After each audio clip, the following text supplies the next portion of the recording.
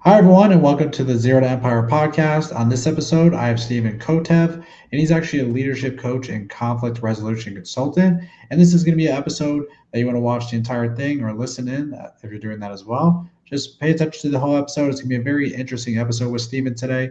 And thank you for being on the episode as well. And what actually drew you into the world of conflict resolution from the beginning? Well, first of all, Sam, thanks for having me on. I appreciate the opportunity. And, the most honest answer I can give you was that I was the middle cushion sitting in between my parents, looking up at them and wishing for something better. And a lot of it was, when I was really young, was about surviving. And then later it was just something that was in my bones.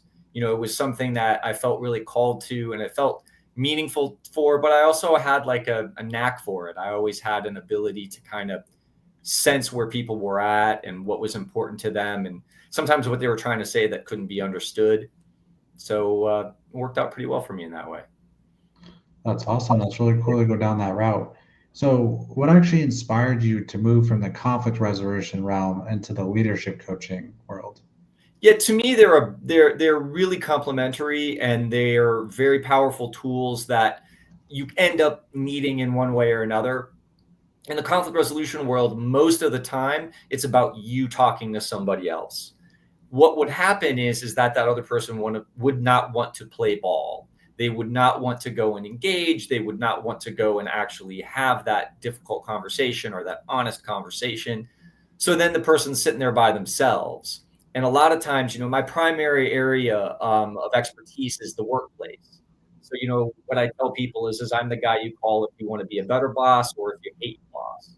And so the people who wanted to be a better boss are sitting there going like, well, what do I do? They're fundamentally stuck. They're trying to make difficult decisions. They feel alone. There isn't people they can really open up to, or people they feel they can understand, or people that they can really be as honest as they would like to be. And so the leadership coaching became a natural hand in glove in that sense, and that it helped people by themselves decide what was best for them. That ultimately tied directly back into action and meaningful impact, meaningful change. So, it just turned out to be something really elegant. Yeah, it totally makes sense. And how do you actually guide the leaders to find their own answers that they're needing? Yeah, that's a really difficult thing. Um, Inherently within coaching is the idea that folks are inherently wise and whole. And so a lot of times what I will find in coaching is to try and slow things down and give people a chance, first of all, to listen to themselves. People call them saboteurs, you call them self-doubt, you call it whatever. There's a little voice in your head that says no. And then there's another voice inside of you that says, this is where we need to go. And so a lot of it is kind of a combination of things, actively encouraging, getting them a chance to slow down and reflect themselves. Um, and then a combination of other things just to try to get them to listen to their own internal GPS so that then they can start to feel confidently like, no, that's the right thing for me. So it's always a challenge, and it's worth the effort to kind of get folks there. Yeah, I can see that. And what role does being present or like being present in the moment play in how you help leaders grow? A lot of times, so like people are people, and you have a whole range of things. You have some leaders who um, are not reflective at all, and everything is somebody else's fault. You have some people who are overly reflective, that everything is their fault. Lots of people in between. Doesn't, you get all shapes and sizes. Most of the time, what you only have control over is this present moment.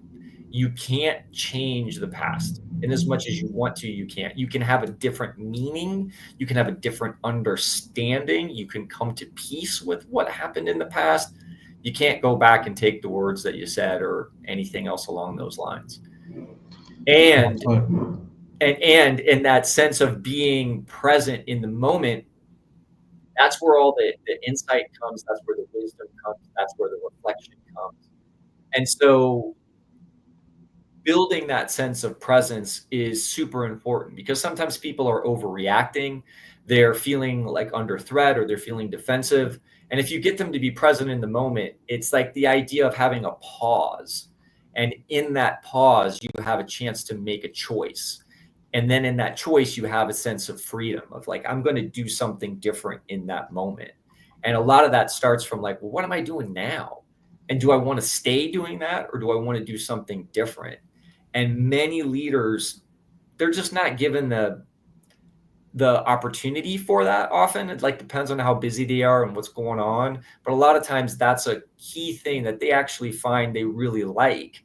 And then it's something where you're helping build their own capacity to have the skills that they want. So, that's one of the things that's super rewarding about doing this type of work is watching people go and be like, yeah, this is what I would have done. And now I'm doing something different. And it's like, great. That's the big payoff. Oh yeah, it sounds like you're making a great impact on these people. And that's awesome to hear. And to go back to what you were saying about how people is keep on doing the same thing when they go into the same conflict patterns, how do you actually help those avoid that and take a new route?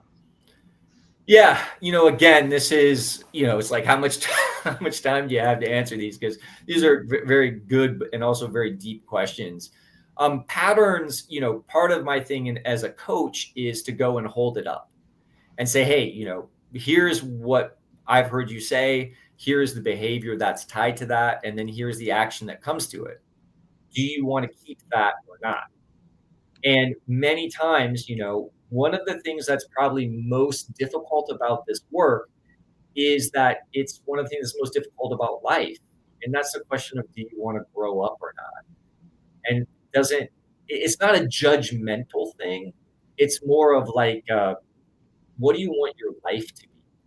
How do you want to have, like, what do you want your day to look like? How do you want the people who are you're interacting with that you're either reporting to you that you love treat you? And many times there are things that you have to acknowledge. And in that acknowledgement, it's hard. And at the end of the day, it's probably the most healthy thing to do. So, an example would be I don't like telling people no because I'm afraid that they won't like me. So, how does that show up in your leadership? Well, deferential, maybe just kind of letting people do whatever they want, not owning or expressing a boundary like, hey, that's not how we want to do things. And then there's this thing of like, how do you tap into your courage to be able to go forth and do that thing that is scary? And yet, inside your guts, inside your heart, is ultimately the healthiest thing that you have to do.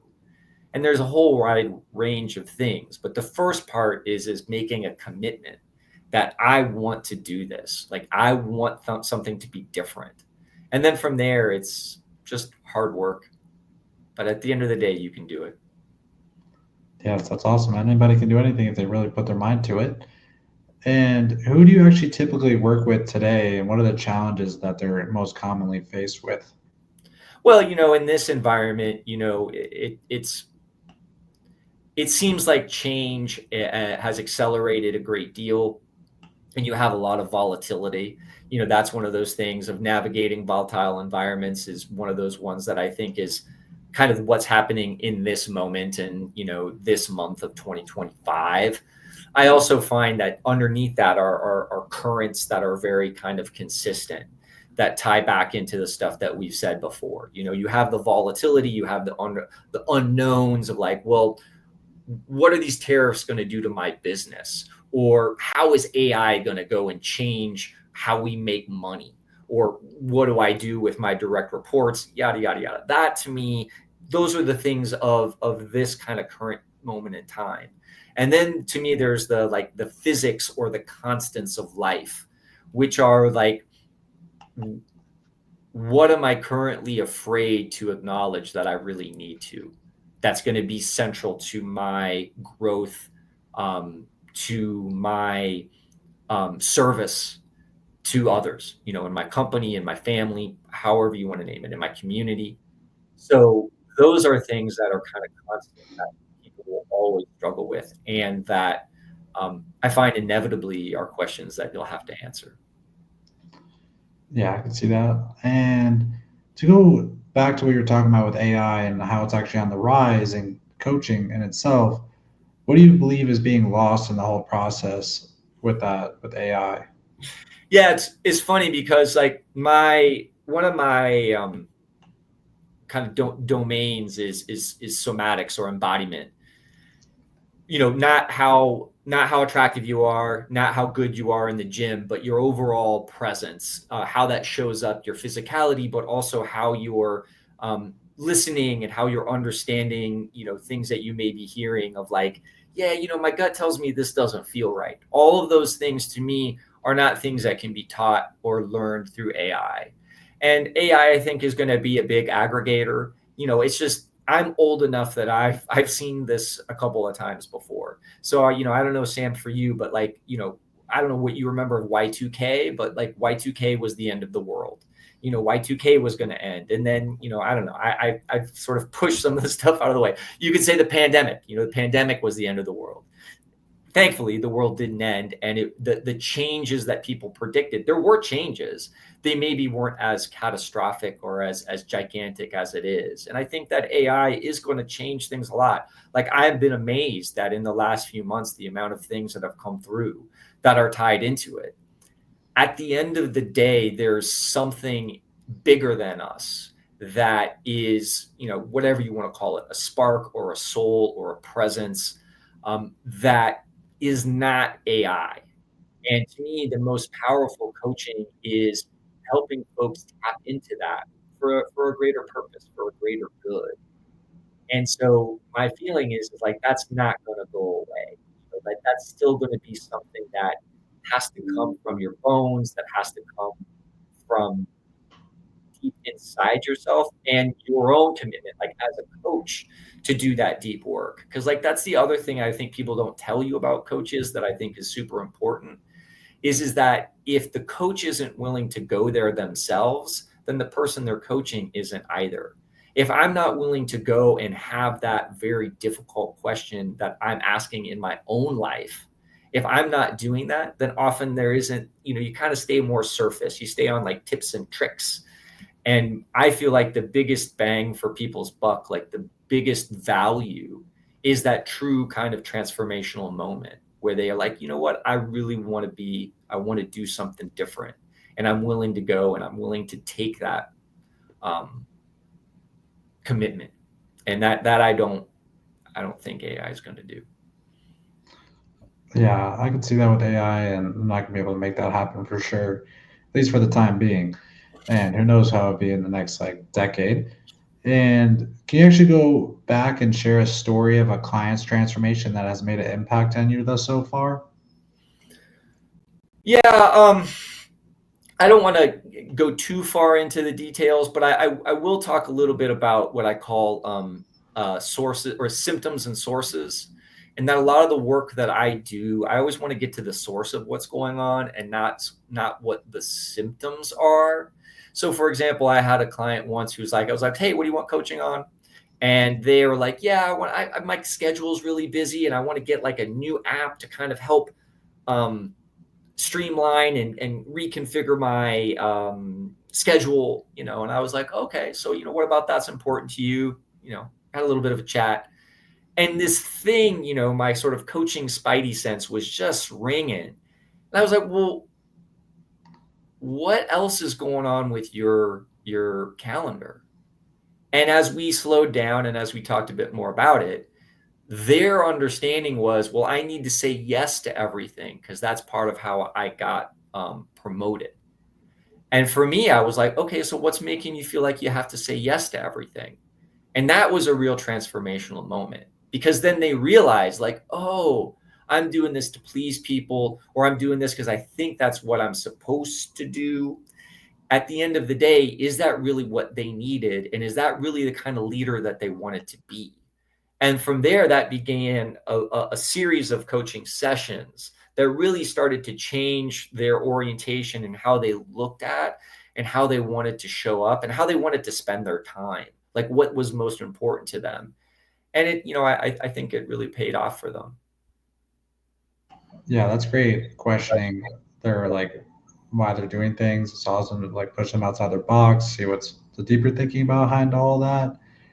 And so when it comes to more details about the coaching you do with these individuals, is it just one on one or is it group programs? What does that look like?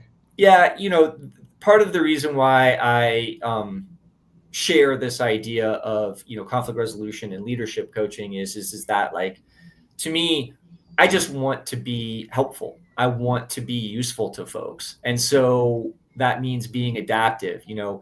One of the things I love is people are like, yeah, we want training. I'm like, oh, what do you want training on? Oh, we want training on communication. What's going on? Oh, Bob and Susan hate each other. Oh, all right. So is training really the thing that you need? And most of the time it's not. It's something else. And it's just whether or not they have the courage to deal with it. So that can be a team thing, which would be more of like a heart to heart, like a um, very direct kind of come to Jesus kind of conversation, like one of those. There can be times where it's just working with people, working on people separately and then bringing them back together. And that's maybe not as much of a difficult conversation as much as that would be we want to be at our best and we want to not get in our way. And so then that looks a little bit more like sort of team coaching, like team coaching is one of the hot things that's now. But for me, it's all just tied into how are you treating each other?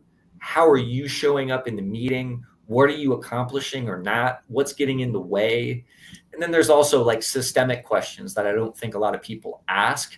Part of what I like is having the flexibility to be like, yeah, okay, there is this team thing going on. And there's also a lot of friction and a lot of churn because your standard operating procedures aren't where you need them to be. Or there's some other kind of larger structural thing that is adding to the difficulties that you're experiencing. And then it's like, what do you want to do with that?